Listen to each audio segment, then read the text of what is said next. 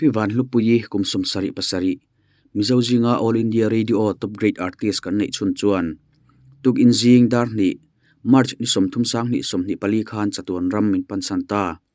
pi Vanhlupuii hi kumsang ka jakua somli paruk July ni khan laphwa thiam puwan khamale pilal dengi te inkara dorpui aizola alo pianga kumsang ka jakua somsari pathum March ni sompalia eslal thamuan anen in nein fapa pakhatle fanu pani anneya dorpui veng aizol puwan khama building a an cheng mek ani pi Vanhlupuii hi kumsang ka jakua somnga vela tangin azai tana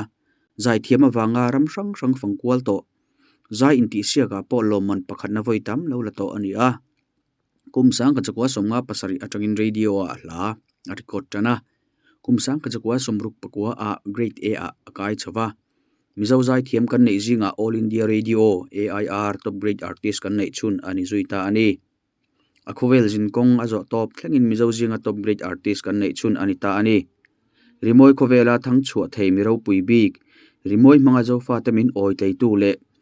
zofa te hla thatak tak min hlui tu zorama iminga dai to ngai lawang thlamwang takin cholang che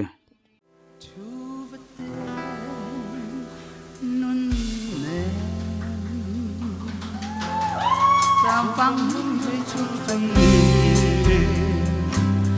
quang huy ngày đi xuân nông lên dài xa thế chú vẫn nên thế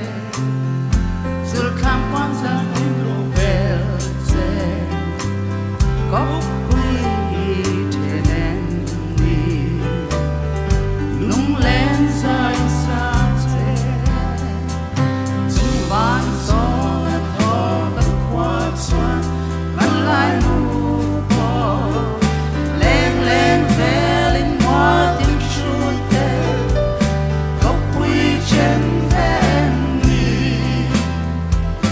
im mắt yang nâng lên về bầu in đi xoay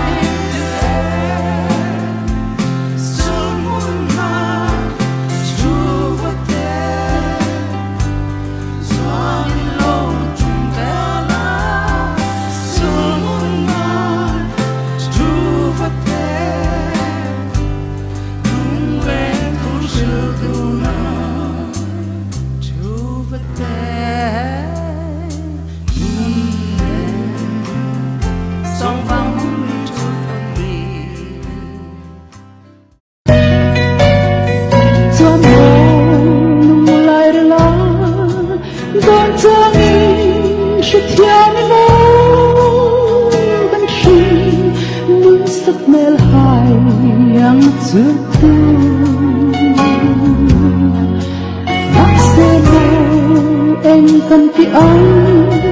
em kinh xiang tu rem ruột anh cần chơi